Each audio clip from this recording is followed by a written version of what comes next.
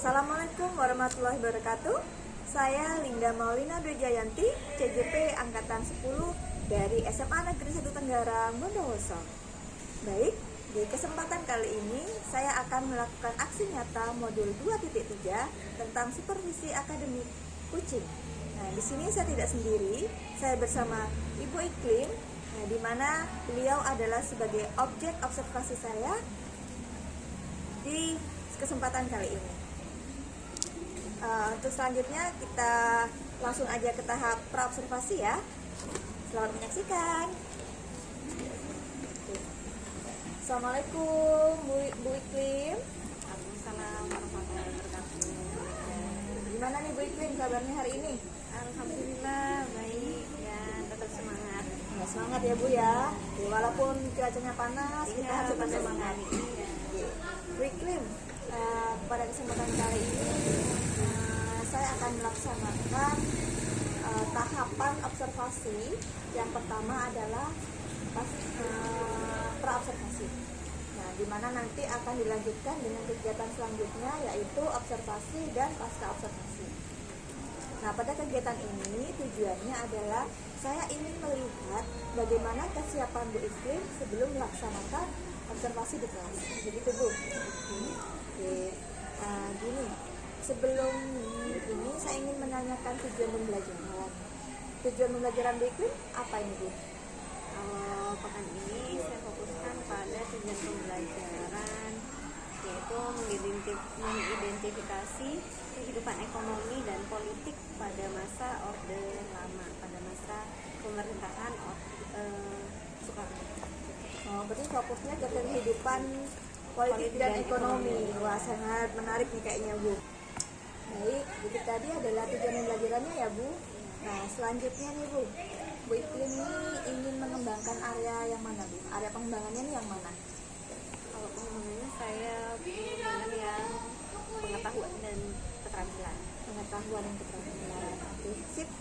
Nah, selanjutnya nih Bu, dalam rancangannya Bu Iklim itu Bu Iklim menggunakan strategi pembelajaran apa Bu? Kalau strateginya saya menggunakan yang berdiferensiasi dan KSD. Diferensiasi dan KSD. Kemudian kalau modelnya Bu, model pembelajarannya? Model pembelajaran saya pakai PBL dan metodenya saya menggunakan diskusi kelompok, penugasan, tanjung. Berarti kalau PBL problem based learning, berarti sudah ada sintak-sintak ya Bu. Sip. Nah, untuk yang selanjutnya ini tentang penilaiannya Bu. Bu itu ingin melakukan penilaian di sisi yang mana saja Bu? Namanya yang saya nilai itu sikap dan prosesnya. Sikap dan prosesnya. Nah, selanjutnya nih Bu, sasaran kelasnya. Bu itu nanti mau melaksanakan observasinya tuh di kelas mana, kemudian kapan, di jam keberapa. Kebetulan saya yang mau diobservasi kelas 12A1 itu dilaksanakan jadwalnya hari Kamis, jam terakhir jam ke 9.10, biasanya itu jam 2. Oke, berarti ini jam-jam rawan sebenarnya Ya, Bu. betul. Tapi harus tetap semangat kalau pelajaran sejarah. Sip, berarti nanti pembelajaran sejarah ini akan menjadi pembelajaran yang menyenangkan ya Bu ya. Ya, semoga insya Allah. Oke, sip. Begitu saja ya Bu, persiapan kita atau praobservasi ini untuk menyiapkan Bu Iklim supaya nanti pas observasi berjalan dengan lancar. Semoga lancar ya Bu ya. Terima kasih. Terima kasih. Sekian kegiatan praobservasi saya dan Bu Iklim. Selanjutnya mari kita simak kegiatan observasi di kelas. Selamat menyaksikan. Dadah.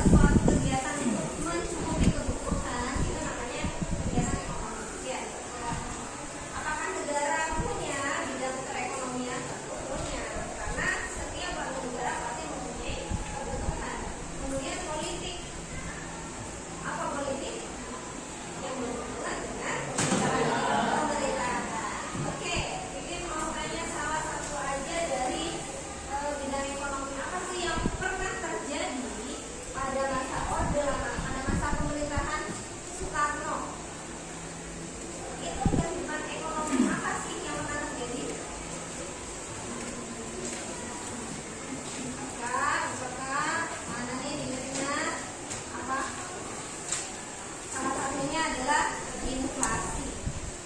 Ya, inflasi besar-besaran yang mengakibatkan Indonesia harus berhutang kepada luar negeri.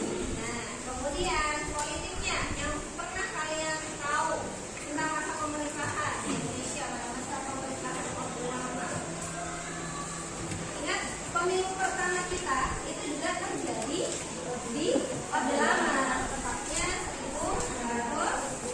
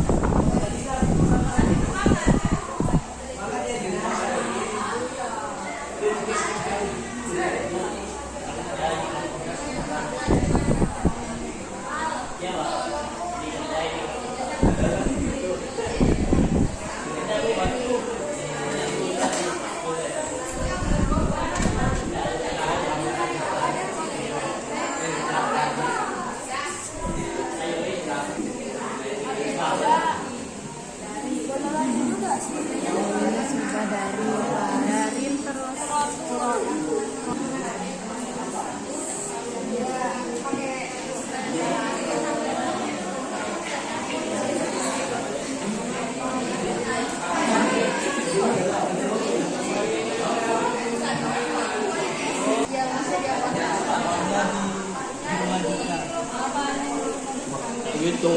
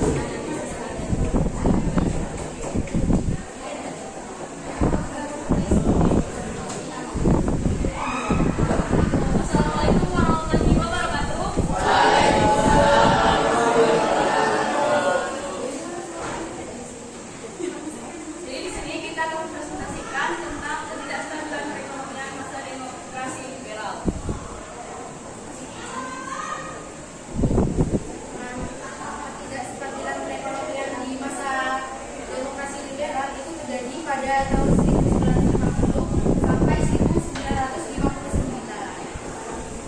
Nah, ciri-ciri dari demokrasi liberal itu ada 7. Yang pertama itu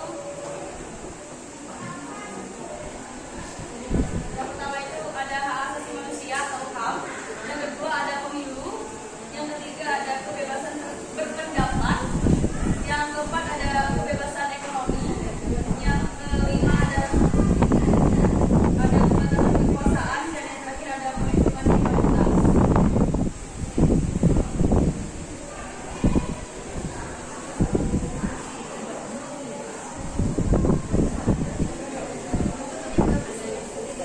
Ekonomi itu bisa disebabkan oleh penelitian pemerintahan, defisit integrasi, defisit, nota baru publik. Kelima itu tingginya angka pengangguran penduduk. Nah, yang keempat itu ada dampaknya. Yang pertama, inflasi yang tinggi. Dan yang kedua itu dampaknya adalah pemerintahan dengan demokrasi KTP.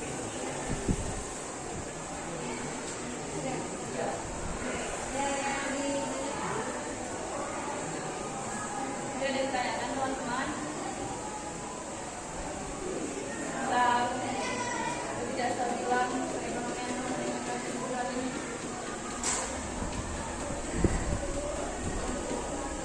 Baik, jika tidak ada pertanyaan, kita tutup.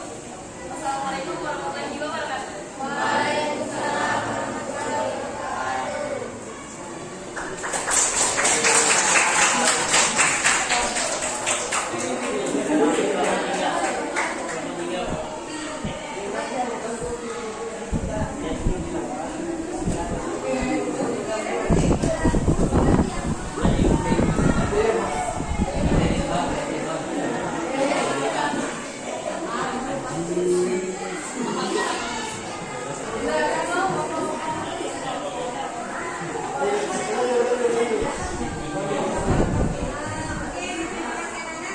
Jadi dari hasil diskusi ini ada yang bisa menyimpulkan dari pembelajaran kita hari ini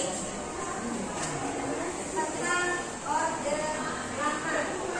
Ada yang bisa menyimpulkan dari hasil diskusi kali ini? Ya, ini apa? Tentang orde lama. Jadi waktu di orde lama itu kayak perekonomian Indonesia itu sangat stabil juga. Negara kan Indonesia masih negara baru. Oleh karena itu kayak negara Indonesia tuh masih belum paham tentang pengaturan ekonomi di negara. Makanya terjadi inflasi, terus perekonomian masih terbatas, terus jadi kayak banyak barang ekspor, impor, Indonesia gitu. Terus kalau dari sistem politik, mungkin Indonesia masih belum mengetahui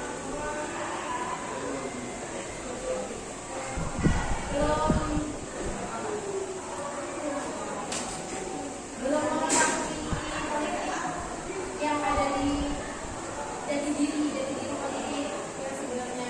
Makanya politiknya pada orde lama tuh kayak berubah dari kayak republik ke negara.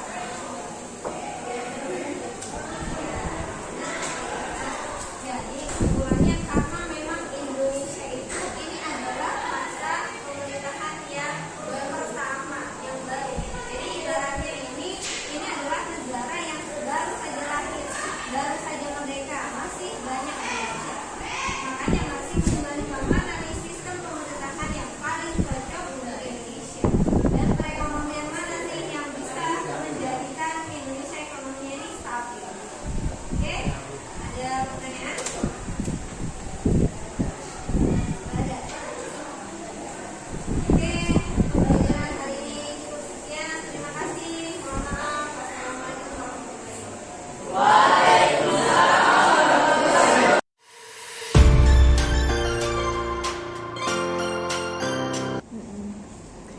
Wassalamualaikum warahmatullahi wabarakatuh. Assalamualaikum warahmatullahi wabarakatuh. Saya Linda Maulina Dujayanti dari SMA Negeri 1 Tenggara. Halo, kita berjumpa lagi Nah, di sini akan melanjutkan kegiatan kami, yaitu kegiatan pasca observasi. Di sini saya akan ditemani rekan saya lagi, yaitu Ibu Iklim, dan juga ditemani oleh Ibu Ita sebagai PP saya. Selamat siang Bu Ita. Siang Bu Iklim. Siang Bunda. Baik, selamat menyaksikan. Assalamualaikum Bu Iklim. Waalaikumsalam Bunda. Nah, gimana nih kabar Bu Iklim siang hari ini? Alhamdulillah, walaupun cuacanya agak panas di luar, tapi masih tetap semangat. Semangat ya Bu? Iya, Gimana Bu semangatnya nih? Semangat. iya tetap semangat. Tepuk semangat oke. Bu Iklim, nah, jumpa kita kali ini adalah lanjutan ya Bu dari kegiatan supervisi kita, mulai dari pasca observasi dan sekarang ada dari pra observasi dan sekarang pasca observasi. Nah, gimana Bu Iklim, sudah siap ya Bu ya? Oke, siap Bunda. Bu, sebelumnya nih, sebelum kita bercakap-cakap, saya ingin sharing sebentar nih sama Bu Iklim untuk menepis yang namanya banyak orang itu yang ketar-ketir kalau dilakukan supervisi. Banyak orang yang kayak takut atau menjadi momok dengan mendengar kata supervisi. Nah, menurut Bu Iklim nih, supervisi itu bagaimana Bu?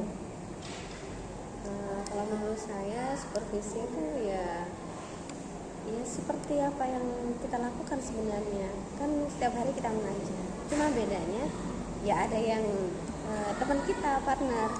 Nah, sebenarnya tidak ada masalah. Bahkan di situ ada nilai plusnya ya. Ada masukan, kemudian ada perbaikan. Iya nih, benar sekali. Jadi supervisi itu jangan kita anggap sebagai momok, jangan kita anggap hal yang menakutkan. Jadi tujuannya adalah untuk memperbaiki kualitas pembelajaran kita ya Bu. Setuju Bu? Iya, Setuju. Kita lanjut ya Bu ya. Oke. Jadi Bu, bagaimana nih perasaannya Bu Iklim setelah melalui tahapan dari pra observasi hingga observasi Bu Iklim? Ya seperti yang dikatakan Bunda tadi, sebenarnya kan kalau ada kata observasi kita mau dinilai nih gimana nih gitu. Ternyata ya tidak semenyeramkan itu ya. Alhamdulillah ada masukan, kemudian ada perubahan yang ke arah lebih baik seperti itu. Jadi alhamdulillah senang dengan adanya supervisi. Senang ya Bu? Berarti kita bisa menepis kata momok, kata hal-hal yang lain yang menakutkan tadi ya Bu? Alhamdulillah. Oh iya Bu, bisa diceritakan kembali nggak Bu? Area pengembangannya Ibu lakukan di kelas dengan langkah-langkah pembelajarannya?